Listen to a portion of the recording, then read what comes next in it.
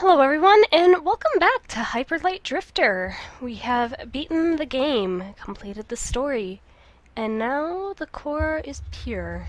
This is the title screen once you've completed the game, and this is actually my Steam file. Let me demonstrate here. So we'll load up the game.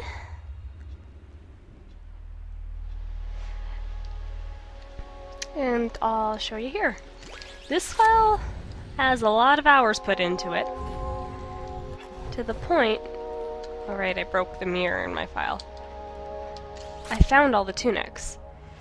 There is one slot left, which is the New Game Plus tunic, which is only available in New Game Plus as far as I know.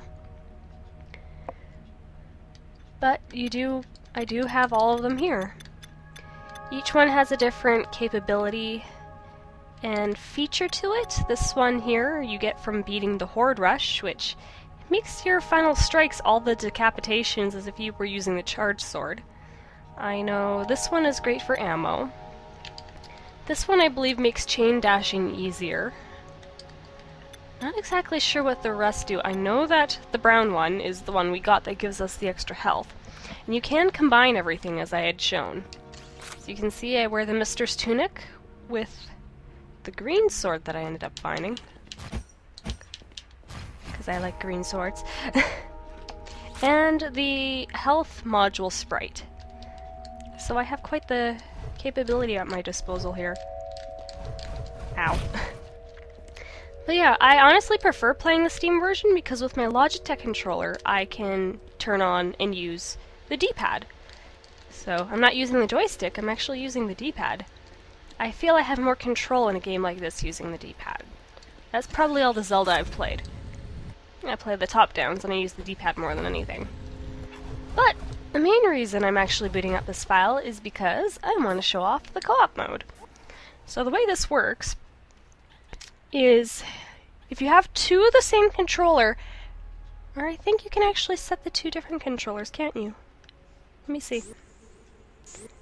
Yes, you can, but I've only got the one for now, so.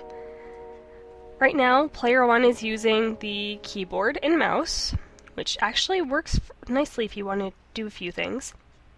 And player 2 is using the controller. So, I am now using the keyboard and mouse for player 1. Can still move around with WASD. Dash around. And your mouse pointer actually makes it for where you can attack and everything. I always forget the controls. Right. So yeah, mouse buttons, left mouse is sword, right mouse is gun, and you have a target ritual, I think the word's ritual, to help out, WASD, and space to dash. Which I'm doing a horrible job of right now. Because for some reason the response time's off. There we go. Anyways, while like this, all you have to do on the other controller is hit start. You lose a unit of health, but you create a shadow of yourself.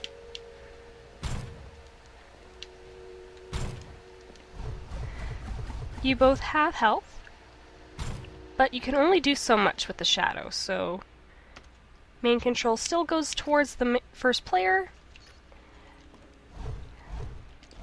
but you can attack. Why I keep warping, I do not know. And why I keep dropping tags is another question. It's probably because I'm in town, so why don't we just head out of town for a moment here. I'll leave you behind, because you're just going to warp to me anyway. And let's see what I can do here.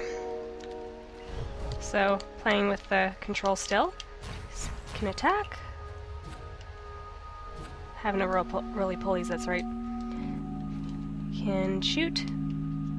No weapon ammo. You kind of start off just bare with the secondary character, but still does the same thing as the drifter. And sadly, I can't exploit a glitch anymore. There was collision detection issues originally where if you both stood at the same time, you'd just start sliding in a certain direction and fall off the stage. I missed that glitch. It was a fun one to actually perfect. But yeah, not too much to show here. It's just shadow version, and if you, the second player wants to leave, I think there was a way to do it, wasn't there?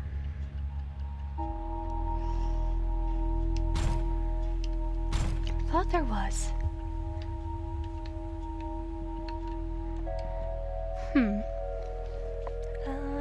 That's switching weapons. Let's attack. This is just to return. Could have sworn there was a way. Yes. Ah, you press start, and you just return to the drifter. Takes a unit of health. To call them back, but to leave, just hit start, and they return. So that's pretty much all I wanted to show off, so let me turn that off so I can regain my control with my controller. Much better. And down a pit. Yeah, a little bit of an extra thing if you wanted to play co-op with somebody. I feel it works very similar to Kirby's Dream Land 3 in that regard, where anytime the second player died, it would just take a little bit of health to call player 2 back. So, that's a little bit of bonus stuff I wanted to show. Alright, after this video, I'll have the video from the person who actually told the lore of this game beautifully. And I hope you guys enjoyed Let's Play Hyper Light Drifter. So without further ado, this is Autumn Child saying, I'll see you all next time with my next Let's Play. Later, everybody.